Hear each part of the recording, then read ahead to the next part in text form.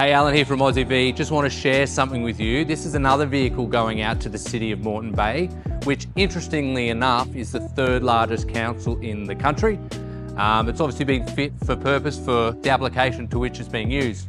But what makes this extra special and interesting is they've opted to do it via a subscription model through a partner of ours called Karmo. So if you want to learn more about the pathways for you to integrate these into your fleet beyond an outright purchase, reach out to the team today.